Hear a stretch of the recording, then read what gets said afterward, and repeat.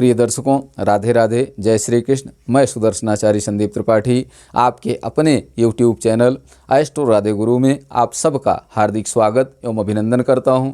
दर्शकों, पिछले कई वीडियो में मैंने जातक के धनवान होने या धनहीन होने के लक्षण बताया कि कुंडली में कौन ग्रह कहाँ बैठे हों तो जातक की क्या पोजीशन होती है। कुंडली में शुभ ग्रह अच्छी पोजीशन में हो, धन भाव शुभ ग्रहों से युक्त दृष्ट हो, धनेश शुभ ग्रहों से युक्त दृष्ट हो तो जातक धनवान होता है। लाभ भाव में शुभ ग्रह बैठे हों, लाभेश शुभ ग्रह से युक्त दृष्ट हो, केंद्र त्रिकोण में बैठा हो तो जातक धनवान होता है। धनेश और लाभेश छठे भाव में बैठे हों तो जातक धनहीन होता है, जन्मजात धनहीन होता है। धनेश और लाभेश छठे भाव में बैठे हों, धन भाव और लाभ भाव पाप ग्रह से युक्त दृष्ट हो तो जातक निश्चित रूप से धनहीन होगा, एक एक रुपए के लिए तरसता रहेगा वो। दर्शकों, आज हम इसी कड़ी में आपसे चर्चा करेंगे कि जातक धनवान तो होगा लेकिन उस धन को खर्च कहाँ करेगा, धन का सदुपयोग करेगा या दुरुपयोग करेगा, धन को अच्छी जगह लगाएगा या खराब जगह लगाएगा, धन जो आएगा उसका वो क्या करेगा। दर्शकों, धन की तीन ही गतियां हैं, भोग, दान और नाश। भोग वो है कि धर्म के मार्ग से, नीति के मार्ग से धन अर्जित किया जाए और उसको अपने उपयोग में जितनी आवश्यकता है उतना खर्च किया जाए। एक छत की सबको आवश्यकता होती है, चलने के लिए गाड़ी होनी चाहिए, खेती बाड़ी होनी चाहिए, बिजनेस रोजगार होना चाहिए, अगर किसान हैं तो खेती होनी चाहिए, व्यापारी हैं तो दुकान होनी चाहिए, अगर नौकरी है तो नौकरी होनी चाहिए, सरकार की नौकरी है तो नौकरी साधन होना चाहिए।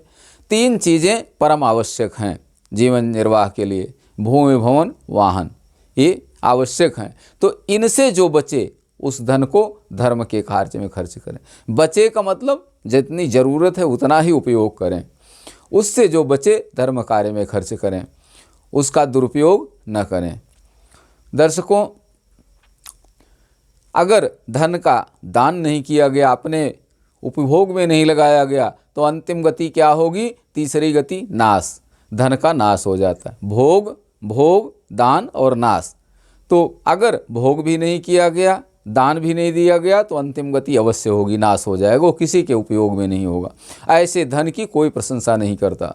दर्शकों, समाज में बहुत ऐसे लोगों को आपने देखा होगा जिन्होंने न तो अपने उपयोग में धन को खर्च किया, न दान किया, और अंत में 2-3 पीढ़ी के बाद कोई ऐसा दुराचारी व्यभिचारी पैदा हो गया कुल में जिसने सारा धन नष्ट कर दिया। तो दर्शकों, इसी कड़ी में आज हम देखेंगे कि जातक धनवान होगा तो धन को धर्म के कार्य में खर्च करेगा। कौन ग्रह कहाँ बैठा हो तो जातक धन को धर्म कार्य में खर्च करेगा। आइए देखते हैं।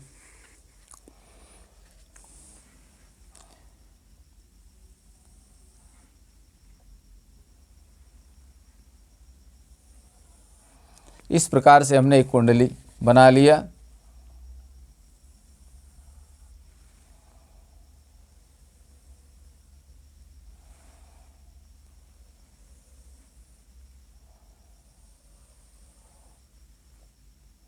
मेष लग्न की कुंडली मान लीजिए है तो मेष लग्न की कुंडली में द्वितीयेश कौन होगा, शुक्र होगा। द्वितीय भाव में कौन सी राशि होगी, वृष राशि। तो वृष राशि का स्वामी शुक्र होता है।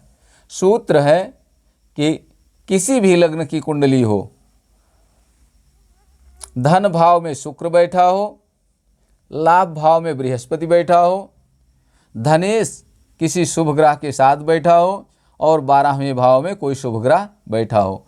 तो मान लीजिए मेष लग्न की कुंडली है, मेष, वृष, मिथुन, कर्क, सिंह, कन्या, तुला, वृश्चिक, धनु, मकर, कुंभ, मीन, इस प्रकार से राशियां स्थापित हो गई। अब पहली शर्त है, पहली कंडीशन क्या है कि द्वितीय भाव में शुक्र बैठा हो। द्वितीय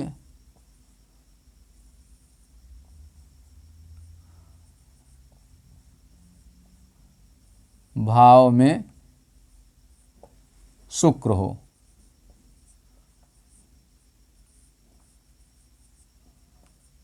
तो हमने द्वितीय भाव में शुक्र लिख दिया। दूसरी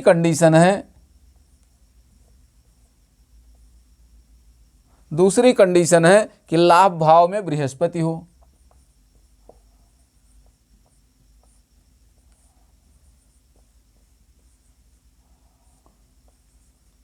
लाभ भाव में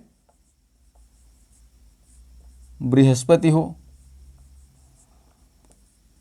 तो लाभ भाव में बृहस्पति लिख दीजिए। तीसरी कंडीशन है कि धनेश शुभ ग्रह से युक्त हो। तो धनेश शुभ ग्रह से युक्त कब होगा? जब धन भाव में बैठेगा। धन भाव में शुक्र बैठा हुआ धन भाव में हो, या धनेश एकादश भाव में गुरु के साथ में हो, या फिर अगली शर्त, चौथी शर्त क्या है? चौथी शर्त है, तीसरी शर्त है कि धनेश शुभ ग्रह के साथ हो।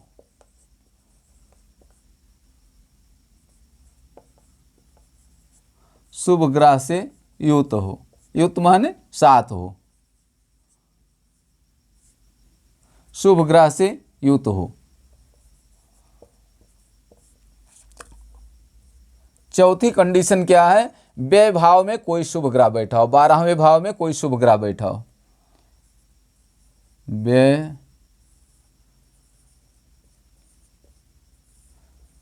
भाव में कोई शुभ ग्रह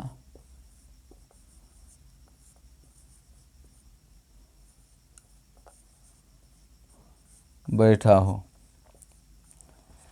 4 कंडीशन है। पहली कंडीशन है द्वितीय भाव में शुक्र हो। द्वितीय भाव में शुक्र हो गया। लाभ भाव में बृहस्पति हो। दूसरी कंडीशन है लाभ भाव में बृहस्पति हो। बृहस्पति हो गया।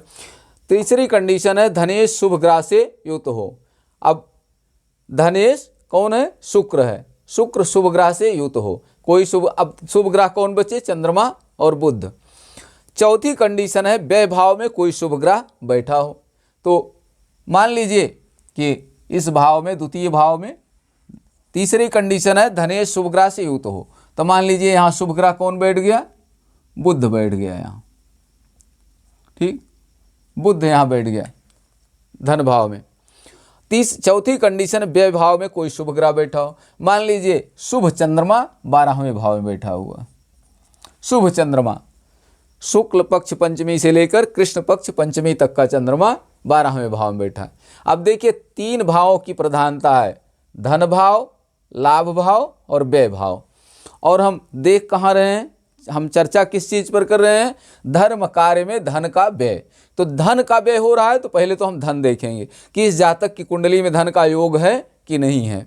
और अगर धन का योग है तो 12वें भाव में अगर शुभ ग्रह बैठा है तब वो धर्म कार्य में खर्च करेगा। धर्म कार्य में धन का व्यय हो तो धर्म कार्य में कब व्यय करेगा? जब 12वें भाव में कोई शुभ ग्रह बैठा होगा। तो देखिए मेष लग्न की कुंडली में बुध शुक्र द्वितीय भाव में हो, बृहस्पति एकादश भाव में और चंद्रमा 12वें भाव में हो। अगर इस प्रकार की कुंडली है तो जातक धनवान होगा और धन को धर्म कार्य में खर्च करेगा। या फिर द्वितीय भाव में चंद्रमा हो, 12वें भाव में बुध हो, ये भी हो सकता है। द्वितीय भाव में चंद्रमा हो और 12वें भाव में बुध बैठा हो। शर्त क्या है? द्वितीय भाव में शुक्र हो। तो शुक्र और बृहस्पति का तो स्थान निश्चित है कि द्वितीय भाव में शुक्र हो, लाभ भाव में बृहस्पति हो। तीसरी कंडीशन धनेश शुभ ग्रह से युक्त हो। तो शुभ ग्रह से कब युक्त होगा? धनेश कौन है यहाँ? धनेश शुक्र है। अब 2 ही शुभ ग्रह बचे हुए हैं, बुध और चंद्रमा। तो या तो बुध इसके साथ में शुक्र के हो या चंद्रमा हो। तो मान लीजिए यहाँ पर बुध बैठा हुआ, यहाँ पर चंद्रमा बैठा हुआ है। मान लीजिए हमने यहाँ कि चंद्रमा साथ में बैठा हुआ है और 12वें भाव में कोई शुभ ग्रह हो, तो बुध ही बच रहा है, बुध को 12वें भाव में लिख दिया हमने। एक कंडीशन हो तो धनेश शुभ ग्रह से युक्त हो, धनेश शुक्र शुभ ग्रह शुभ चंद्रमा से युक्त है। व्यय भाव में कोई शुभ ग्रह बैठा हो, तो शुभ ग्रह बुध बैठा हुआ है।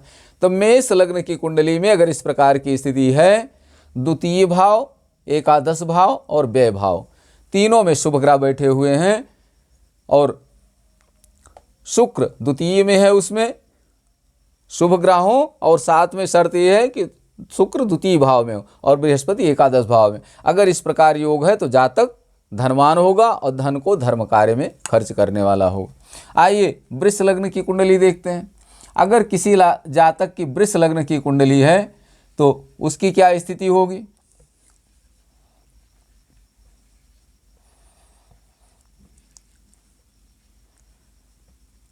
अब अगर किसी जातक की वृष लग्न की कुंडली है तो वृष, मिथुन, कर्क, सिंह, कन्या, तुला, वृश्चिक, धनु, मकर, कुंभ, मीन, मेष, इस प्रकार से राशियां स्थापित हो गई।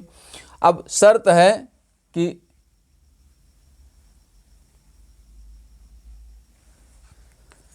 द्वितीय भाव में शुक्र हो और 11वें भाव में लाभ भाव में बृहस्पति हो। तो द्वितीय भाव में शुक्र हो गया, 12वें भाव में बृहस्पति को हमने लिख दिया। अब द्वितीय शुभ ग्रह से के साथ बैठा हो। अब वृष लग्न कुंडली में द्वितीय कौन होगा, द्वितीय भाव में मिथुन राशि है, तो मिथुन का स्वामी कौन होता है, बुध। बुध शुभ ग्रह के साथ में हो, तो शुभ ग्रह कौन है, शुक्र है। या तो शुक्र के साथ में बुध यहाँ बैठ जाए या बृहस्पति के साथ में यहाँ बैठ जाए। और चौथी कंडीशन है व्यय भाव में कोई शुभ ग्रह बैठा हो। मान लीजिए बुध यहाँ बैठा हुआ, बुध तो बुध ही है, बुध धर्म शुभ ग्रह के साथ बैठा हो, तो अगर बुध 12वें भाव में यहाँ बैठता है तो आवश्यक है कि चंद्रमा भी इसके साथ में, शुभ चंद्रमा बुध के साथ में 12वें भाव में बैठे। अगर इस प्रकार की कंडीशन है कि वृष लग्न की कुंडली में शुक्र द्वितीय भाव में, बृहस्पति 11वें भाव में, द्वितीय बुध 12वें भाव में चंद्रमा के साथ हो, तो ऐसा जातक धन कमाएगा, धनवान होगा और धन को धर्म कार्य में खर्च करने वाला होगा। आइए मिथुन लग्न की कुंडली देखते हैं। अगर किसी जातक की मिथुन लग्न की कुंडली है तो द्वितीय कौन होगा, मिथुन कर्क, द्वितीय चंद्रमा होगा। अब पहली शर्त है कि द्वितीय भाव में शुक्र स्थित हो। दूसरी कंडीशन है एकादश भाव में बृहस्पति बैठा हो।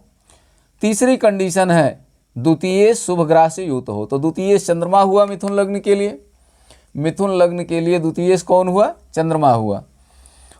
और सिंह, कन्या, तुला, वृश्चिक, धनु, मकर, कुंभ, मीन, मेष और वृष,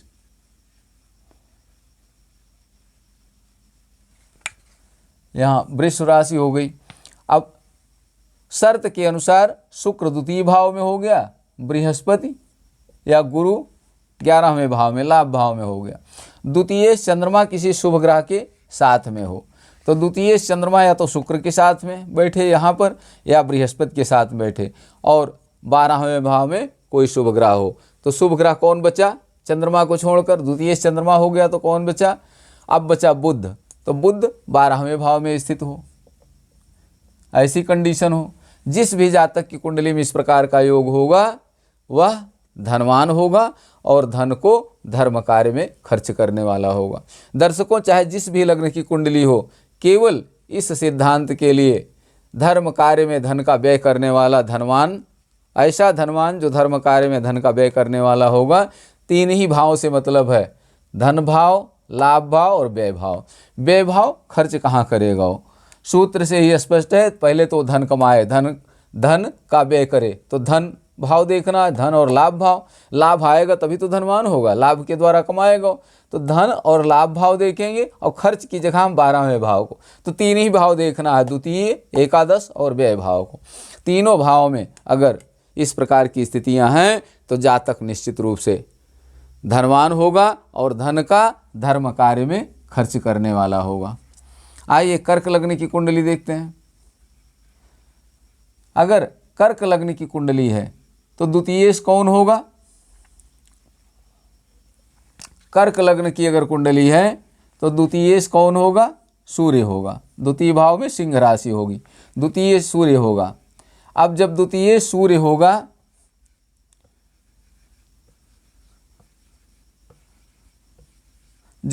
सूर्य होगा तो पहली शर्त है द्वितीय भाव में शुक्र हो।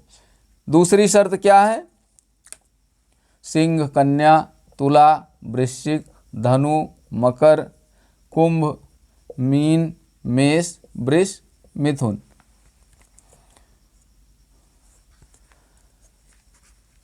अब द्वितीय किसी शुभ ग्रह के साथ में हो तो द्वितीय सूर्य या तो शुक्र के साथ यहाँ बैठा हो, या फिर द्वितीय सूर्य यहाँ बैठा हो, या द्वितीय सूर्य व्यय भाव में बुध के साथ बैठा हो। मान लीजिए सूर्य द्वितीय व्यय भाव में बुध के साथ बैठा हुआ,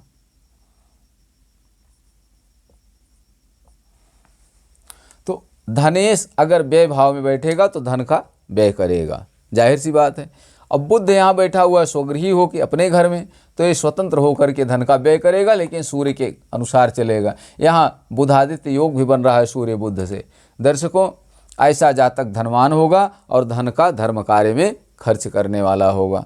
ये अलग अलग कुंडलियाँ बना करके समझाने का अर्थ ये है कि आपकी बात समझ में आ जाए। जो हमारे नए दर्शक हैं वो ये जान लें कि द्वितीयेश कौन होता है और एकादशेश कौन होता है, व्ययेश कौन होता है। इसलिए मैं बार बार उस चीज़ों को रिपीट करता रहता हूँ। दर्शकों, अगर किसी जातक की सिंह लग्न की कुंडली है, किसी जातक की सिंह लग्न की कुंडली है, तब क्या स्थिति होगी देखिए। अगर किसी जातक की सिंह लग्न की कुंडली है तो द्वितीय भाव में कौन राशि होगी? 6 गिनती होगी। अब हम हर लग्न की कुंडली के लिए सब में राशियां नहीं लिखेंगे, आगे केवल हम द्वितीय लग्न, द्वितीय, एकादश, द्वादश में ही राशियां लिखेंगे, बाकी आप समझ लीजिएगा। तृतीय में द्वितीय भाव में कन्या होगी, तृतीय में तुला, वृश्चिक, धनु, मकर, कुंभ, मीन, मेघ, वृष, मिथुन, कर्क। तो यहाँ कौन सी होगी? मिथुन। यहाँ कौन होगी? कर्क। ये देखिए क्रम से चलती है ना, 3, 4, 5 इस प्रकार से राशियाँ होती हैं। तो अब दर्शकों एक चीज़ यहाँ और समझ लीजिए, पीछे कैसे हमने लिख दिया, सिंह लग्न में किसी का जन्म हुआ है तो उससे पहले भी तो राशियाँ भोग चुकी हैं। मेष, वृष, मिथुन, कर्क, ये 4 राशियाँ तो भोग चुकी होंगी ना पहले, तो वो पहले उसके हो जाएंगी। और उसके बाद तो सिंह हमने यहाँ लिख दिया, तो उसके पीछे कौन सी होगी? कर्क। उससे पीछे कौन सी होगी? मिथुन होगी। तो पीछे की राशियों को इस प्रकार से हम लिख सकते हैं, पूरा लिखने की आवश्यकता है। अगर 3 भाव का हम विश्लेषण कर रहे हैं तो अन्य राशियों को लिखने की आवश्यकता नहीं, क्योंकि न तो और ग्रहों की यहाँ चर्चा हो रही है, ना और राशियों की। केवल 4 ग्रहों की चर्चा हो रही है कि किसी भी लग्न के लिए शुक्र द्वितीय भाव में हो, लाभ भाव में बृहस्पति हो, 12वें भाव में कोई शुभ ग्रह बैठा हो, द्वितीय शुभ ग्रह के साथ में बैठा हो। केवल इतनी सी बात है। तो हमने इस प्रकार से लिया, सिंह लग्न के लिए द्वितीय भाव में शुक्र है, एकादश भाव में बृहस्पति बैठा है और द्वादश भाव में बुध बैठा है। अब द्वितीयेश कौन है? बुध है। द्वितीयेश बुध 12वें भाव में बैठा है, तो अब एक ही शुभ ग्रह बचता है। द्वितीयेश किसी शुभ ग्रह के साथ में बैठे, ये शर्त है। चौथी शर्त है व्यय भाव में कोई शुभ ग्रह बैठा हो। तो व्यय भाव में कौन बैठा हुआ है? बुध बैठा हुआ है। और द्वितीयेश किसी शुभ ग्रह के साथ में बैठा हो। द्वितीयेश चंद्रमा के साथ, द्वितीयेश कौन है? बुध है। बुध चंद्रमा के साथ में बैठा है यहाँ पर। तो ये सूत्र इस प्रकार से होगा। दर्शकों, आइए देखते हैं कन्या लग्न के लिए। कन्या लग्न की कुंडली में क्या स्थिति होगी। अगर किसी जातक की कन्या लग्न की कुंडली है तो लग्न में 6 हो गई, 7 हो गया, 8, 9, 10, 11, 12, 1, 2, 3, 4, 5। तो एकादश भाव में कौन सी गिनती हो गई? 4, और यहाँ 5 हो गई। इस तरह भी देख सकते हैं, 6 यहाँ है तो यहाँ व्यय भाव में कौन होगी? 5। यहाँ कौन होगी? 4 होगी। पीछे एक घटती चली जाएंगी, आगे एक बढ़ती चली जाएंगी। कुंडली जब हम बनाते हैं तो एंटी क्लॉकवाइज चलते हैं। वैसे परिक्रमा जो की जाती है देवस्थान की, वो क्लॉकवाइज की जाती है। क्लॉकवाइज का मतलब इधर से चलते हैं हम, जैसे घड़ी की सुई चलती है, लेकिन कुंडली में हम उल्टा चलते हैं, एंटी क्लॉकवाइज कुंडली बनाते हैं। 6 लग्न में 6 हुई तो 7, 8, 9, 10, 11 इस तरह से क्रम से राशियां लिखी जाती हैं। आइए देखते हैं तुला लग्न की कुंडली। अगर किसी जातक की तुला लग्न की कुंडली है तो उसमें क्या पोजीशन होगी? 7, 8, लग्न में 7 गिनती हो गई तुला, तो 12वें भाव में कौन सी होगी? कन्या। फिर इधर कौन होगी? सिंह, एक घटती जाएंगी, सिंह। तो अब देखिए सूत्र है कि द्वितीय भाव में शुक्र हो, लाभ भाव में बृहस्पति हो, द्वितीय किसी शुभ ग्रह के साथ में बैठा है। तो द्वितीय से यहाँ कौन है? द्वितीय भाव में वृश्चिक राशि है। द्वितीय का स्वामी कौन हुआ? मंगल हुआ। तो मंगल या तो शुक्र के साथ यहाँ बैठ जाए या मंगल यहाँ बृहस्पति के साथ बैठ जाए, और 12वें भाव में कोई शुभ ग्रह हो। तो शुभ ग्रह यहाँ कौन सा है? बुध है। शुभ ग्रह बुध है, शुभ चंद्रमा है, कोई यहाँ बैठ जाए, 2 में से एक ग्रह। तो अब देखिए यहाँ पर मंगल की भी चर्चा हो गई कि मंगल बैठा हो। तो देखिए मंगल किसी शुभ ग्रह के साथ में बैठा, मान लीजिए मंगल यहाँ बैठा हुआ, मंगल बृहस्पति यहाँ साथ में बैठे हुए हैं। 12वें भाव में बुध बैठ गया, शुक्र बुध बृहस्पति मंगल, 3 ही भाव की चर्चा है, धन भाव, लाभ भाव और व्यय भाव। अब आइए देखते हैं तुला के बाद वृश्चिक लग्न की कुंडली। मान लीजिए किसी जातक की वृश्चिक लग्न की कुंडली है तो उसमें क्या पोजीशन होगी? 8, 9, 12वें भाव में कौन सी राशि होगी? तुला। उसके बाद कौन सी होगी? कन्या। ये देखिए कन्या, तुला, वृश्चिक, क्रम से ही राशियां होती हैं। तो या उल्टा गिने तो एक घटते क्रम में होगा, वृश्चिक, तुला, कन्या। तो देखिए द्वितीय भाव में शुक्र हो, लाभ भाव में बृहस्पति हो, द्वितीय किसी शुभ ग्रह के साथ में बैठा हो। अब द्वितीय भाव में कौन सी राशि है? धनु राशि है। धनु का स्वामी कौन होता है? बृहस्पति। तो बृहस्पति एकादश भाव में बैठा है, और सूत्र है कि द्वितीय के साथ में कोई शुभ ग्रह बैठा हो। द्वितीय धनेश शुभ ग्रह से युक्त हो। तीसरी कंडीशन, द्वितीय भाव में शुक्र हो, लाभ भाव में बृहस्पति हो, धनेश शुभ ग्रह से युक्त हो। तो धनेश यहाँ कौन है? बृहस्पति, किसी शुभ ग्रह से युक्त हो। मान लीजिए यहाँ चंद्रमा से युक्त है यहाँ, या बुध से भी युक्त हो सकता है, 2 में से एक में। अब जब चंद्रमा यहाँ हो गया तो अगली कंडीशन क्या है? व्यय भाव में कोई शुभ ग्रह बैठा हो। व्यय भाव में एक ही शुभ ग्रह बचा, बुध हो, वहाँ बैठ गया। तो इस प्रकार की कुंडली हो, जिस भी जातक की कुंडली में इस प्रकार का योग होगा, ऐसा जातक धनवान होगा और धन को धर्म कार्य में खर्च करने वाला होगा। आइए धनु लग्न की कुंडली देखते हैं। अगर किसी जातक की धनु लग्न की कुंडली है तब क्या कंडीशन होगी? कौन ग्रह कहाँ बैठेंगे? धनु का मतलब 9, 9, 10, 9 लग्न में है तो 12वें भाव में कौन सी होगी? 8, उससे पीछे वाले में 7, इस प्रकार से हो गई। अब द्वितीय भाव में शुक्र हो, लाभ भाव में बृहस्पति हो, धनेश शुभ ग्रह से युक्त हो। धनेश यहाँ कौन है? शनि। द्वितीय भाव में धन भाव में कौन सी राशि है? मकर राशि। मकर का स्वामी कौन होता है? शनि। तो धनेश शुभ ग्रह के साथ में बैठा हो, धनेश शुभ ग्रह से युक्त हो। तो धनेश शनि या तो यहाँ बैठ जाए, या तो धन भाव में शुक्र के साथ बैठे, या बृहस्पति के साथ लाभ भाव में बैठ जाए, या फिर 12वें भाव में किसी शुभ ग्रह के साथ में बैठ जाए। तो अब 2 ही शुभ ग्रह बचे, या तो शुभ चंद्रमा या शुभ बृहस्पति या बुध। तो बुध 12वें भाव में। चौथी कंडीशन, व्यय भाव में कोई शुभ ग्रह बैठा हो। तो शुभ ग्रह यहाँ कौन बैठा हो? कोई शुभ ग्रह, चंद्रमा बुध में से कोई एक शुभ ग्रह बैठ जाए। मान लीजिए यहाँ चंद्रमा बैठा हुआ है, इस प्रकार से ये कंडीशन हो जाए कुंडली की।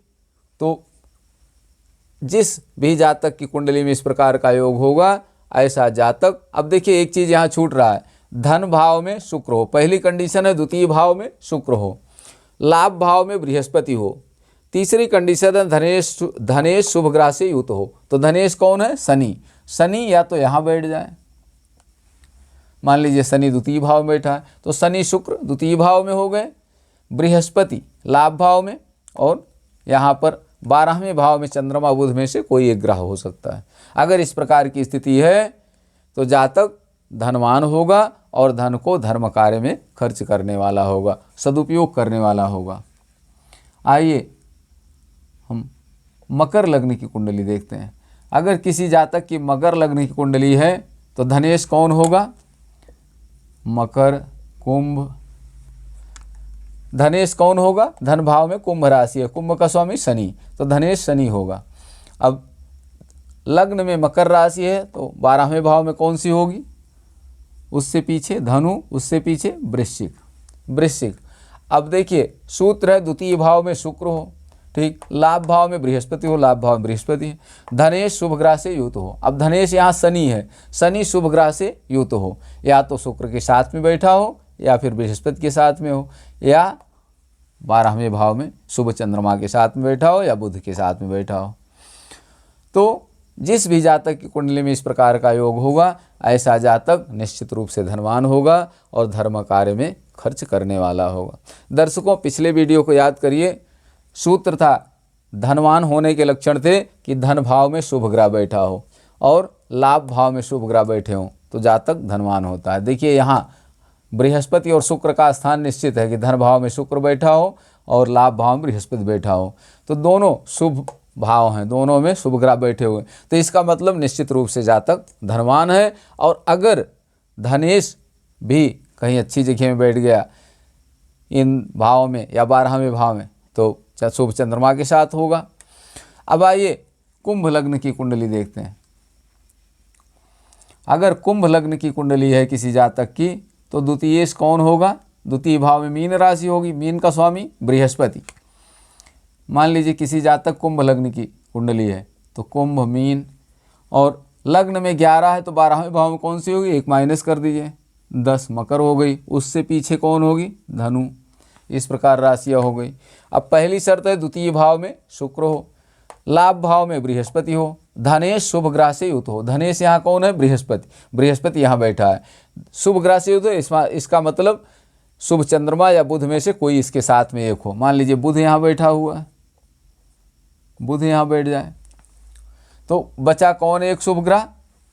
अगली शर्त है व्यय भाव में कोई शुभ ग्रह बैठा हो, तो शुभ ग्रह कौन बचा यहाँ? शुभ चंद्रमा, तो शुभ चंद्रमा 12वें भाव में बैठ जाए।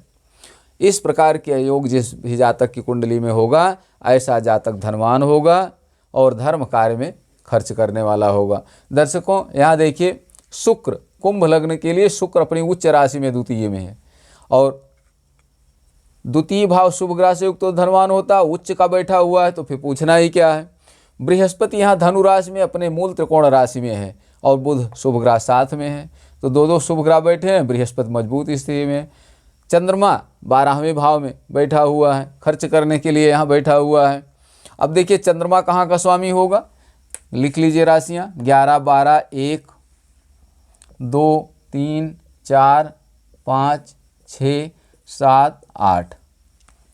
अब देखिए चंद्रमा यहाँ खष्ठे, कर्क राशि का स्वामी चंद्रमा होता है, खष्ठम भाव में कर्क राशि है, तो चंद्रमा कहाँ का स्वामी है? खष्ठेश है। खष्ठेश हो के 12वें भाव में बैठा। अब देखिए यहाँ विपरीत राजयोग भी बन रहा है, 6, 8, 12 का स्वामी कहीं 6, 8, 12 भाव में बैठे तो ऐसा जातक विपरीत राजयोग के अंतर्गत आता, अर्थात ऐसा जातक बनते बिगड़ते उच्च पद प्रतिष्ठा प्राप्त करता है, राजयोग प्राप्त करता है एक न एक दिन।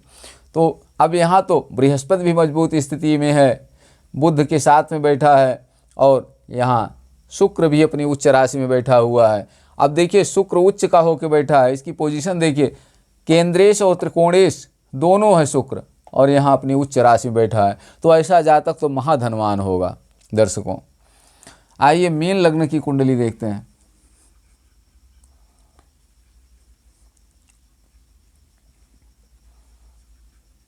मान लीजिए किसी जातक की मीन लग्न की कुंडली है, तब क्या स्थिति होगी? अगर किसी जातक की मीन लग्न की कुंडली है तो मीन के बाद कौन आएगा? मेष, और 12वें भाव में कौन होगा? मीन से एक घटा दीजिए, कुंभ, उससे पीछे मकर। तो देखिए इस प्रकार की स्थितियां होंगी। अब अगर इस प्रकार की स्थिति है दर्शकों, तो देखिए यहाँ द्वितीय भाव में शुक्र हो, लाभ भाव में बृहस्पति हो, धनेश शुभ ग्रह से युत हो, धनेश शुभ ग्रह से युत हो। धनेश यहाँ कौन है?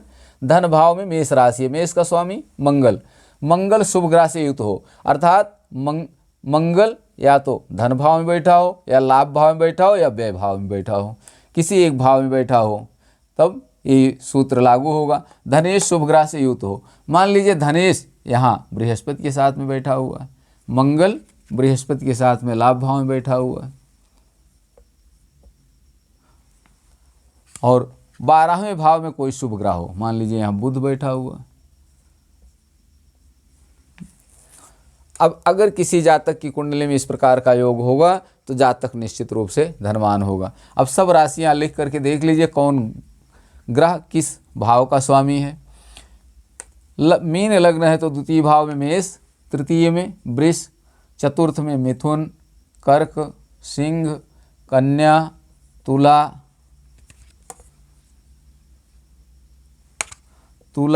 वृश्चिक, धनु, मकर, कुंभ, इस प्रकार राशियां स्थापित हो गई। अब देखिए शुक्र कहाँ का स्वामी है, शुक्र अष्टमेश और तृतीयेश है, दोनों खराब भाव हैं, अच्छा भाव नहीं माना जाता तृतीय भाव और अष्टम भाव। और शुक्र बैठा हुआ है कहाँ, धन भाव में। धन भाव में शुभ ग्रह हो तो अच्छा होता है, जातक धनवान होता है, लेकिन अच्छे भाव का स्वामी नहीं है तो सामान्य स्थिति है। यहाँ देखिए अब लाभ भाव में बृहस्पति बैठा हुआ है, धनेश बृहस्पति के साथ में मंगल बैठा हुआ है, यहाँ बृहस्पति लग्नेश होके बैठा हुआ है और दशमेश होके बैठा है। लग्नेश और दशमेश, केंद्रेश भी है, त्रिकोणेश भी है, लग्न त्रिकोण भी होता है, तो त्रिकोणेश और केंद्रेश होके बृहस्पति यहाँ बैठा हुआ है।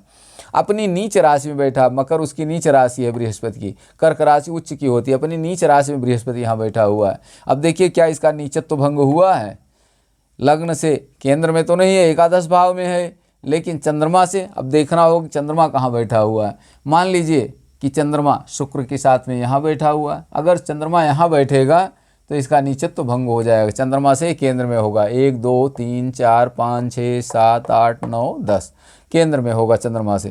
तो जो अगर चंद्रमा द्वितीय भाव में होगा मीन लग्न के लिए, तो अगर बृहस्पति यहाँ नीच राशि में बैठा है एकादश भाव में, तो चंद्रमा द्वितीय में होगा तो बृहस्पति का नीचत्व तो भंग हो जाएगा। और मंगल बृहस्पति मित्र हैं आपस में, तो मंगल धनेश और भाग्येश है और उच्च का होकर के लाभ भाव में बैठा है। शुभ ग्रह बृहस्पति के साथ में बैठा हुआ है, बृहस्पति भी लग्नेश और दशमेश है। ऐसी कंडीशन में जातक निश्चित रूप से महाधनवान होगा। दर्शकों, ये रही 12 भावों की चर्चा कि जिस भी जातक की कुंडली में मेष से लेकर मीन तक राशियों में द्वितीय भाव में शुक्र बैठा हो, लाभ भाव में बृहस्पति बैठा हो, धनेश किसी शुभ ग्रह के साथ में बैठा हो और 12वें भाव में शुभ ग्रह बैठे हों, तो ऐसा जातक धनवान होता है और धर्म कार्य में धन खर्च करने वाला होता है। दर्शकों,